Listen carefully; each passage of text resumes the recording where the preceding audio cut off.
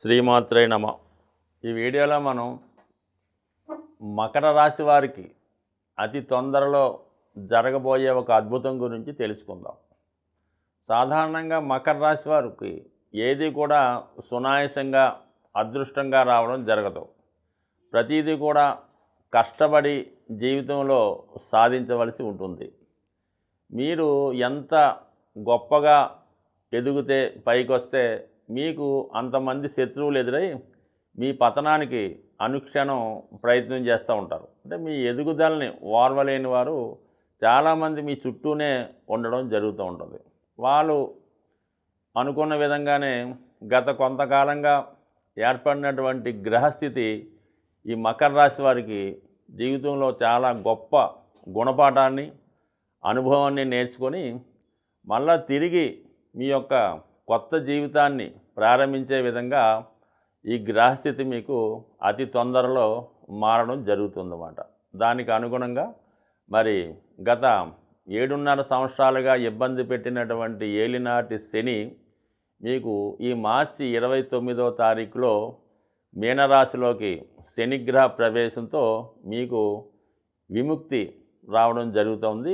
ఒక విధంగా మళ్ళీ మీ యొక్క కొత్త జీవితానికి నాంది పలకడం జరుగుతూ ఉంది. సో ఏదైనా శని భగవానుడు 3వ స్థానంలోకి వచ్చినప్పుడు జాతకుడు మళ్ళా కొత్తగా తన జీవితాన్ని ప్రారంభించడం జరుగుతూ ఉంటుంది. ఒకవేళ ఎన్ని వ్యవహారాలున్నా ఎంత లావాదేవీలు చేస్తున్నా ఏదో ఒక కొత్త మీ జీవితంలో మళ్ళా ప్రారంభం అవడం జరుగుతుంది. మొత్తం మీద రాబోయే మార్చి 29 నుంచి మరి ఒక 2.5 సంవత్సరాలు చాలా అభివృద్ధి రావడం జరుగుతుంది.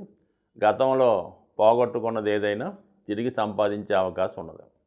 సో ఇది ఏమైందంటే వృత్తికారకుడైనటువంటి శని భగవానుడు టోటల్గా మరి మకర రాశి వారికి లగ్నాధిపతి, సహజ కర్మకారకుడు, మీ స్థానానికి అధిపతి శని భగవానుడు ఏ గ్రహంతో కలిస్తే ఎటువంటి ఫలితం అన్నది తొందరగా మీకు రావడం జరుగుతూ ఉంటుంది. మరి ఇప్పుడు ఇదే శని భగవానుడు కేతుగ్రహంతో కలిసాడు అనుకుందాం, అప్పటిదాకా చేస్తున్నటువంటి ఉద్యోగం పోవడం జరుగుతూ ఉంటుంది.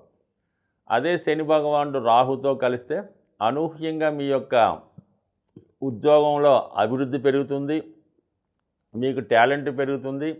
అప్పటిదాకా ఏదో చిన్న చిన్న సంస్థల్లో పనిచేస్తున్న వాళ్ళు ఒకేసారి ఒక పెద్ద సంస్థలోకి మారడం జరుగుతూ ఉంటుంది. అంటే ఉదాహరణకి మీరు ఏదో గ్రామీణ బ్యాంకులో పనిచేస్తుంటే ఒకేసారి ఏ స్టేట్ బ్యాంకులోకి మారడం జరుగుతూ ఉంటుంది అన్నమాట. ఇది ఎక్కువగా రాహు సాఫ్ట్వేర్ రంగానికి కారణం కాబట్టి ఏదైనా చిన్న సంస్థలో పనిచేస్తున్న వాళ్ళకి ఏ ఇన్ఫోసిస్ లాంటి పెద్ద సంస్థలోకి ఉద్యోగ ప్రవేశం రావడం జరుగుతుంది. ఇప్పుడు ఈ శని భగవానుడు రాహుని కలియటం వల్ల జాతకుడికి కంపల్సరిగా ప్రస్తుతం చేస్తున్నటువంటి ఉద్యోగం విడిచిపెట్టి ఒక గొప్ప సంస్థలోకి ఉద్యోగ ప్రవేశం జరుగుతుంది అన్నమాట. అంటే ఇప్పటిదాకా 30,000తో పనిచేస్తున్నవాడు ఒక 3 లక్షల జీతం తెచ్చుకునే విధంగా మారడం జరుగుతుంది.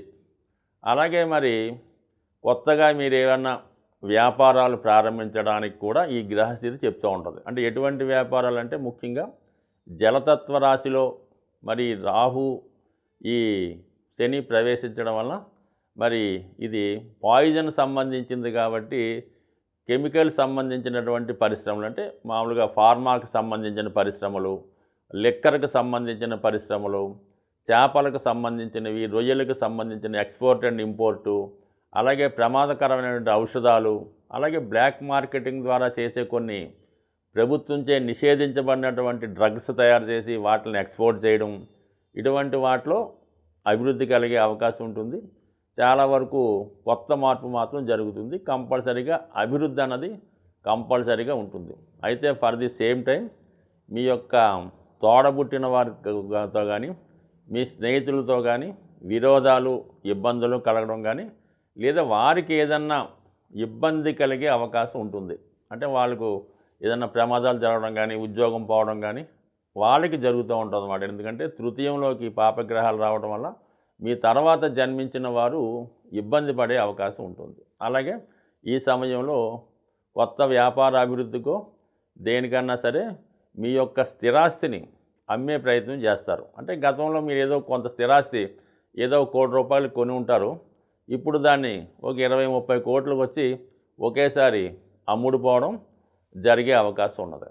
అలాగే ముఖ్యంగా మీ యొక్క సంతానానికి మరి ఉద్యోగపరంగా అనూహ్యంగా గొప్ప ఉద్యోగంలోకి మారడం జరుగుతూ ఉంటుంది. అంటే పంచమ స్థానం అన్నది మీ యొక్క ప్రథమ సంతానాన్ని తెలియజేస్తే దానికి లాభస్థానంలో ఉన్నటువంటి ఈ గ్రహస్థితి మీ యొక్క సంతానానికి మరి కొత్త ఉద్యోగం రావడం కానీ, అంటే ఉద్యోగం అంటే అందరికీ వస్తుంది కానీ ఇది మామూలు ఉద్యోగం కాదన్నమాట. అనూహ్యంగా ఇప్పటిదాకా మీరు ఎంత ఇబ్బందులు పడ్డారో అవన్నీ మర్చిపోయేలాగా గొప్ప ప్యాకేజ్ రావడం కానీ, ఏదైనా గవర్నమెంట్ సర్వీస్కి సెలెక్ట్ అవ్వడం కానీ జరిగే అవకాశం ఉంది. ఇది మీ పిల్లల విషయంలో అదృష్టాన్ని ఇస్తే, మీ తోడబుట్టిన వాళ్ళకి దురదృష్టాన్ని ఇచ్చే అవకాశం కామన్గా జరుగుతూ ఉంటుందన్నమాట.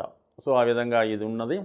ముఖ్యంగా మరి ఏదన్నా కొత్తగా మీరు ప్రారంభించినప్పుడు మీకు ఏదైనా ప్రయాణంలో కానీ, ఏదైనా వివాహ వేడుకలో కానీ మీకు పరిచయమైనటువంటి ఒక వ్యక్తి, అంటే మీకు చిన్ననాటి స్నేహితుడు కూడా కావచ్చు, అతను ఏదో బాగా విదేశం వెళ్ళి అక్కడ బాగా ధనం సంపాదించడం కానీ, వేరే వ్యాపారాల్లో మీకు సంపాదించి మీకు అతను కలిసి అతను పెట్టుబడి పెట్టే విధంగాను మీరు సహకరించే విధంగా మీ యొక్క కొత్త మార్గం కలిగే అవకాశం ఉంది. లేదంటే ఎవరన్నా బాగా మీ యొక్క సర్కిల్లో బాగా ఉన్నతంగా కోట్లు సంపాదించి వాడు ఏదో విదేశం వెళ్ళిపోతూ ఆ సంస్థని మీకు అప్పచెప్పి కొత్తగా మిమ్మల్ని చూసుకునే విధంగా అలా కూడా అప్పచెప్పు. ఏదన్నా మొత్తం మీద ఇప్పటిదాకా మీరు గడిపిన జీవితం ఒక విధంగా ఉంటుంది. రేపు మరి అంటే మనకి ఎప్పుడైతే శని మనకి మార్చి 29న మీనంలో ప్రవేశించి రాహుతో కలుస్తాడో తొందరగానే స్టెప్ బై స్టెప్ ఒక 50 రోజుల్లో మొత్తం ఏదో ప్రభుత్వం మారినట్టు మీ యొక్క జీవన విధానం మారుతుంది. అప్పటిదాకా ఉన్నటువంటి విషయం కాక కొత్త పరిచయాలు, కొత్త విశేషాలు, కొత్త అలవాట్లు ఇవన్నీతో జీవితం చాలా కలర్ఫుల్గా వెళ్ళే అవకాశం ఉంది. అయితే ఇది కూడా ఒక అందుకే ఎలా ఉంటుందంటే మీకు ఇంకో టెస్టింగ్ మాట. సరే ఇప్పటిదాకా కష్టాలు పడ్డాడు, ఇప్పుడు ఏ విధంగా ఉంటాడు, జాగ్రత్తగా ఉంటాడా, మళ్ళీ ఎగైన్ అదే యాక్ట్ చేస్తాడనో పరీక్ష జరుగుతూ ఉంటుంది. మరి ఈ 2.5 సంవత్సరాల్లో మీరు వచ్చిన అవకాశాన్ని జాగ్రత్తగా ఉపయోగించుకుంటే ఇది కంటిన్యూ అవుతుంది. ఏమాత్రం ఈ సమయంలో వచ్చిన అధికారం దుర్వినియోగం చేసుకుంటే తర్వాత వచ్చే అర్ధాష్టం శని మొత్తం పోగొట్టి రోడ్డు మీదో జైల్లోనో పెట్టవలసి ఉంటుంది. ఏదైనా మనకి జ్యోతిష శాస్త్ర ప్రకారం గ్రహాలు యొక్క స్థితి మనకి అనుకూలంగా లేనప్పుడు గ్రహాలకి సంబంధించినటువంటి పరిహారాలు చేసుకోవడం జరుగుతూ ఉంటుంది. అయితే ఏదైనా పాపగ్రహాలు మన మీద ప్రభావం చూపుతున్నప్పుడు దాని యొక్క తీవ్రత చాలా వరకు ఎక్కువగా జరుగుతుంది. అంటే ప్రతి గ్రహానికి ఒక అధిదేవత ఉండడం జరుగుతూ ఉంటుంది. మనం ఆ అధిదేవతని పూజ చేసుకోవడం వల్ల ఆ గ్రహాలు మనకి అనుకూలమైన పరిస్థితులు రావడం జరుగుతూ ఉంటుంది. మరి శని భగవానుడికి కామన్గా ఈశ్వరుడు శివుడు అధిదేవునిగా ఉండడం జరుగుతూ ఉంటుంది. మరి రాహుగ్రహానికి అమ్మవారు కనకదుర్గ అమ్మవారు అధిదేవతగా ఉండడం జరుగుతూ ఉంటుంది. మీరు అబ్జర్వ్ చేసే ఉంటారు కామన్గా మరి లోకం మనకి ఇంప్రూవ్మెంట్ అవుతున్న కొద్దీ మరి అంటే పాపమా పుణ్యమా వారి సంఖ్య పెరిగిన కొద్దీ ఈ దేవాలయాల్లో కూడా విపరీతంగా మనకి రద్దీ కనబడడం జరుగుతూ ఉంటుంది. అంటే ఇప్పుడు అనూహ్యంగా మనకి కనకదుర్గ అమ్మవారి అంటే ఏ అమ్మవారి దేవాలయాలైనా చాలా వరకు ఎక్కువ భక్తులు నమ్మడం జరుగుతుంది. కాబట్టి ప్రస్తుతం ఈ 2 గ్రహాలు కలియడం జరిగింది. అంటే ఏదైతే మనకి శని భగవానుడు రాహు మీనరాశిలో కలిసి ఉన్నారో, అంటే మీనరాశి ఏంటంటే ఒక దైవానికి సంబంధించిన రాశి, అంటే గురువు అధిపతి. కాబట్టి ఆ గురువు యొక్క క్షేత్రంలో ఈ 2 గ్రహాలు కలియడం జరిగింది. అంటే గురువు దైవానికి సంబంధించిన గ్రహం కాబట్టి ఏదైనా పుణ్య కార్యక్రమాలు, పూజలు, దేవాలయాలు దర్శించడం వల్ల మనకి గ్రహశాంతి జరుగుతుందన్నమాట. అంటే ఏదైనా గురువు రాశిలో గ్రహం ఉన్నప్పుడు పూజల ద్వారా ఆ గ్రహాన్ని మనం శాంతింపజేయచ్చు.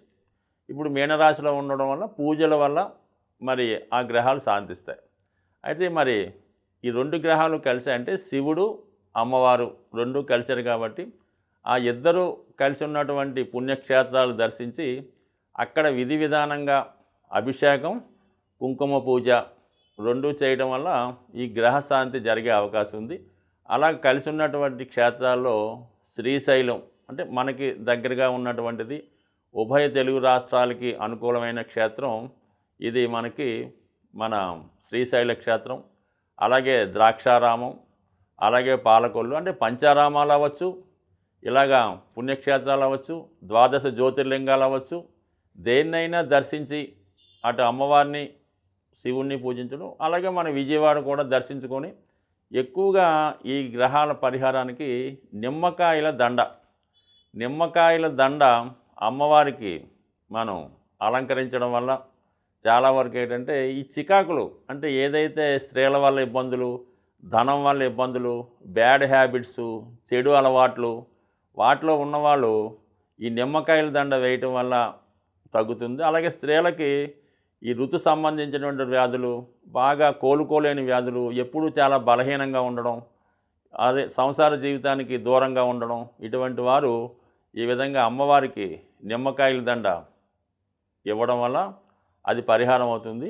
ఇంకా ది బెస్ట్ రెమెడీ ఏంటంటే ఎవరైతే మగవాళ్ళు ఈ రాహు శని ప్రభావం వల్ల అయితేనే, శుక్ర ప్రభావం అయితేనే ఎక్కువగా సంపాదించిన ధనాన్ని అన్య స్త్రీలకి పెడతా ఉంటారు.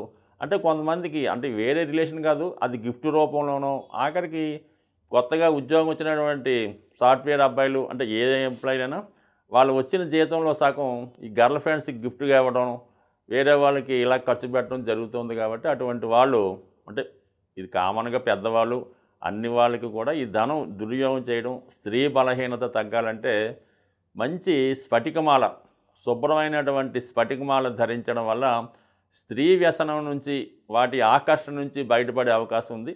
ఇంకా మనం చేసుకోగలం అనుకున్న వాళ్ళు స్ఫటికంతో తయారు చేసినటువంటి శ్రీచక్రాన్ని ఆరాధించడం కానీ, స్ఫటికంతో తయారు చేసినటువంటి శివలింగాన్ని ఆరాధించడం వల్ల కానీ జరిగే అవకాశం ఉంది. కాబట్టి ఎక్కువగా ఈ రెమెడీ కూడా చాలా సులభంగా వచ్చే అవకాశం ఉంది. ఒకసారి తక్కువతో దొరుకుతుంది కాబట్టి దీన్ని ఆచరించడం వల్ల, అలాగే ఏదన్నా శివాలయాన్ని దర్శించి అక్కడ సుమారు ఒక 4 గంటల సేపు ఏదో ఒక రోజు ఎన్నుకొని ఒక 4 గంటలు అక్కడ గడిపే ప్రయత్నం చేయండి. అంటే అక్కడ భక్తులు సేవ చేయొచ్చు, గుడి శుభ్రం చేయొచ్చు, లేదంటే అభిషేకం చేసుకోవచ్చు, లేదంటే వచ్చిన భక్తులకు ప్రసాదం పంచిపెట్టవచ్చు. ఏదో ఒకటి చేయడం వల్ల మీకు ప్రస్తుతం ఈ రాహువు శని కలయిక వల్ల ఏర్పడినటువంటి ఇబ్బందుల నుంచి తొలగే అవకాశం ఉంటుంది. స్వస్తి.